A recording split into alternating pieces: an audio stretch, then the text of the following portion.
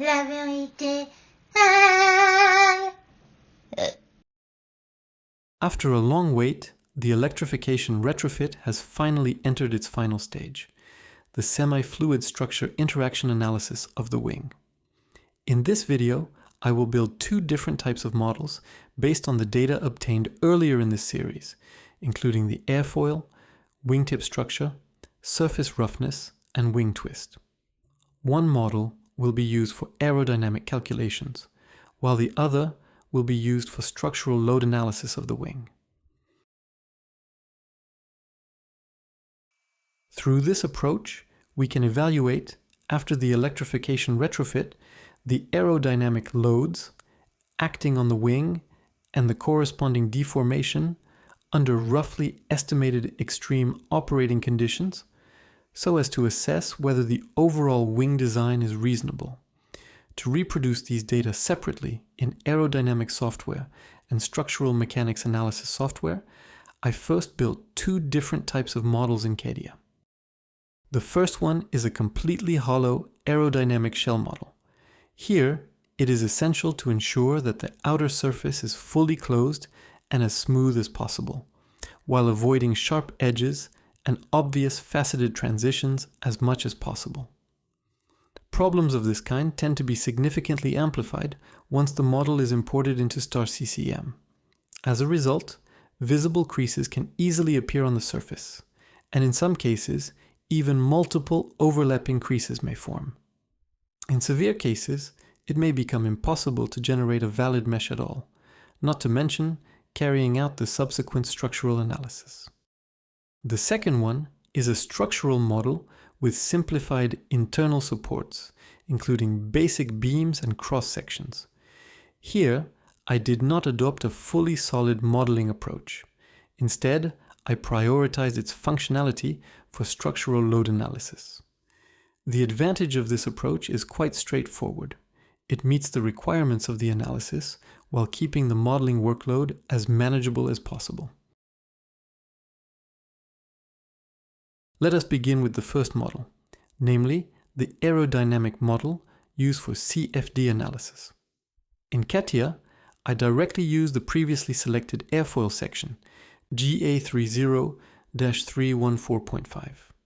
After importing the section through a macro, it is still necessary to smooth the trailing edge appropriately. If the trailing edge is too sharp, it can easily lead to excessive local stress concentrations during the calculation, which in turn may affect the stability of the subsequent simulation results. For the wingtip, my design approach was to make the leading edge transition smoother, the rear part more rounded, and the outward curvature slightly larger. The goal was to reduce airflow roll-up near the wingtip as much as possible. In the aerodynamic simulation, a clear low-pressure region can be observed on the rear side of the wingtip at higher angles of attack. Although the transition is relatively smooth, I still hope to reduce this region further. In this video, however, I will not compare the effects of different wingtip configurations on wingtip vortices, nor discuss their optimization. That part will be covered separately in the next video. The wing was designed with a -2° twist beyond the midspan section. This value was determined from my previous calculations, and it can reduce the wingtip vortex to some extent. This negative twist was implemented by first processing the wingtip section in Python, then generating a new set of twisted section coordinates for the subsequent modeling. To preserve the wing geometry as accurately as possible, I used a finer mesh in local regions. This helped retain geometric details in critical areas, such as the wingtip and trailing edge. But the cost was obvious. The computation became extremely slow. By the next morning, the DMP run had completed only one angle of attack out of the 5 representative cases I had set. Based on the previous analysis and the trade-off between engine performance and battery endurance, I recommended an upper speed limit of 55 meters per second. For this extreme case simulation, however, I increased the free stream velocity to 68 meters per second, which is about 0.2 Mach. The ambient pressure was kept at standard atmospheric pressure throughout. In addition, based on the previous surface roughness analysis, I used a 5 micron level surface roughness as the rough wall condition for this simulation. Once the calculation is complete, the full static pressure distribution over the wing surface can be obtained. I then export these results and convert them into a CSV format, readable by Abacus, in preparation for the subsequent structural analysis. Next, I further refined the first model to build a structural analysis model. To simplify the calculation, while meeting the strict weight constraints of an electric aircraft, I adopted an internal aluminum support structure consisting of 7 sections, a main spar, and a secondary spar. The goal was to reduce wing weight as much as possible while still meeting the basic strength requirements. At this stage, however, I did not carry out a systematic comparison of different internal layouts, so the structure and weight have not yet been fully optimized. In the current design, I used elevated main and secondary spars rather than attaching them directly to the skin. This slightly reduces the overall resistance to deformation, but it makes the modeling and analysis more straightforward.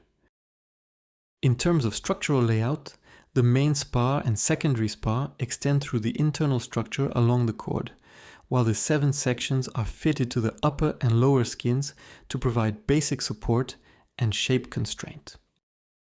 After importing the model into Abacus by component, the skin, spars, and sections must be defined in more detail. Since the structure is made of aluminum alloy and the aircraft's maximum takeoff weight is kept below 600 kilograms, my target was to keep the weight of each wing within 30 to 50 kilograms. However, this process is not simply about reducing weight. Once aerodynamic loads are applied under extreme conditions, both the local deformation of the wing surface and the overall deformation of the wing must be taken into account. A balance has to be found between the two. In other words, if the wing shows unacceptable deformation under aerodynamic loading with the current thickness and structural layout, some local components must be reinforced. At the same time, the weight must still be kept as low as possible to leave enough margin for the battery system and payload. After applying the aerodynamic pressure distributions at different angles of attack to the wing skin, the load distribution and deformation of the current wing structure can be examined under these conditions. The selected angles of attack were 0 degrees, 2.5 degrees, 5 degrees, 10 degrees, and 14.5 degrees. Among them, 2.5 degrees represents the typical cruise angle of attack, while 14.5 degrees is the stall angle of attack of the chosen airfoil obtained in my previous calculations. By comparing these representative cases, it is possible to see more clearly how the structural response of the wing changes under different flight conditions, and to assess whether the current structural design meets the basic requirements. Here, I made a mistake. Intuitively, I assumed that at high angles of attack, the wing deformation would be the largest because of the higher drag. Based on that assumption, I adjusted the structural thickness. But when I later ran the simulation, at low angles of attack with what I thought was an acceptable weight configuration, I found that the deformation exceeded my maximum expected value. First, I looked at the 14-degree angle of attack, which I initially considered the most critical structural case. I still used the extreme speed of 68 meters per second for this simulation. By adjusting the thickness of the skin, spars, and sections, I kept the weight at about 43 kilograms. Under this condition, the largest displacement appeared at the wingtip, reaching 28 centimeters. For a wing with a semi-span of more than 7 meters, this was barely acceptable, as I hoped to keep it below 30 centimeters. The skin between sections also showed slight bending, but still within an acceptable range. The equivalent stress distribution was also broadly consistent with the aerodynamic pressure results. At 10 degrees and 0 degrees angles of attack, the deformation was smaller. However, at 5 degrees and 2.5 degrees, the wingtip deformation reached 50 to 60 centimeters. Although the simulation speed was far above the specified maximum, this level of deformation is still unacceptable from a safety margin perspective. At present, the skin thickness is 1 millimeter, and the main spar section is 9 by 9 millimeters. To keep the wing sufficiently lightweight, I do not want to optimize it further by increasing thickness.